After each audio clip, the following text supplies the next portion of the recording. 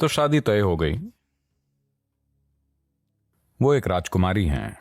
बड़ा कार्यक्रम आयोजित किया गया। वहां का हर व्यक्ति, छोटे से छोटा और बड़े से बड़ा, सभी लोग इकट्ठे हुए।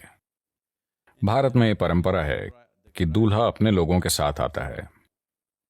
आमतौर पर आप देखेंगे कि वो घोड़े पर सवार होकर आएगा और वो अपनी दौलत दिखाएंगे और दूल्हे के लोग अच्छे से तैयार होकर दिखावा करते हैं कि वो दुल्हन के पक्ष से कैसे बेहतर हैं। पर शिव के सर पर जटाएं थीं, बाल उलझे हुए, सिर से पांव तक राख। एक हाथी जिसे अभी अभी मारा गया है, उसकी खाल पहने हुए, जिससे खून टपक रहा था। और वो पूरी तरह मदहोश थे, बिल्कुल मदहोश। और उनके सभी साथी, वो सभी टेढ़े मेढ़े प्राणी थे। वो मानव रूप में नहीं थे और कोई भी उनके शोर को समझ नहीं पा रहा था। वो ऐसी भाषा बोल रहे थे जिसे कोई नहीं समझ पा रहा था। और मीरा, पार्वती की मां, ने दूल्हे की ओर देखा और उन्होंने फिर से कहा, "ऊ मां।" ओ नहीं, और बेहोश हो गई। तब पार्वती ने शिव से विनती की, "मेरी मां के लिए बेहतर रूप धारण कीजिए। मुझे कोई फर्क नहीं पड़ता कि आप कैसे दिखते हैं, बिल्कुल भी नहीं। मैं बस आपको इसी तरह चाहती हूं। पर मेरी मां के लिए थोड़ा सुंदर रूप दिखाइए।"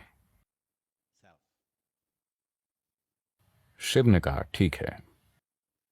और एक बहुत सुंदर रूप धारण किया, अच्छे कपड़ों वाला रूप। फिर जब वो आए तो लोग बोले, "ये सुंदर मूर्ति हैं, यानी आज तक का सबसे सुंदर व्यक्ति।" वो 9 फीट लंबे थे। कहते हैं कि जब वो खड़े थे तो वो घोड़े के सिर तक ऊंचे थे। ऐसा कई शास्त्रों में लिखा है। जब वो दक्षिण में आए तो लोग बोले कि वो एक औसत महिला की ऊंचाई से 2 गुने लंबे हैं। आमतौर पर दक्षिण भारत की महिलाएं, काफी पहले दक्षिण भारतीय महिलाएं आमतौर पर 4.5 से 5 फीट से कम होती थीं। तो उन्होंने कहा कि वो एक औसत महिला से 2 गुने लंबे हैं, ऐसा बताया गया। वहां लोगों ने कहा कि वो घोड़े के सिर तक ऊंचे हैं। तो लगभग 9 फुट लंबा व्यक्ति, सबसे खूबसूरत व्यक्ति, और सभी उनकी उपस्थिति में हैरान थे। फिर वो आकर बैठे। शादी होने वाली थी। जब भारत में विशेष रूप से इस तरह की शादियां होती हैं, तब दूल्हा और दुल्हन के पूर्वजों का नाम बड़े गर्व से लिया जाता है कि उनके पूर्वज कौन हैं, उनका खून कितना शुद्ध है, वगैरह वगैरह। तो दुल्हन के लिए शानदार बातें कही गई। उनके पिता पहाड़ के राजा थे और काफी कुछ कहा गया। फिर वो बोले, "दूल्हे के बारे में बताएं।" शिव चुपचाप बैठे रहे, कुछ नहीं बोले। उनके कोई भी रिश्तेदार नहीं थे जो कोई भाषा बोल सकते थे। उनके साथ मौजूद दूसरे प्राणी अजीब आवाजें निकाल रहे थे। तब दुल्हन के पिता बुरा मान गए। बिना पूर्वजों के इस व्यक्ति से मेरी बेटी कैसे शादी करेगी? Nobody knows where he comes from, who his parents are, what is his lineage. कोई नहीं जानता कि ये कहां से आया है, इसके माता पिता कौन हैं, इसका वंश क्या है। मैं इसे अपनी बेटी कैसे दूं? वो गुस्से में उठ खड़े हुए।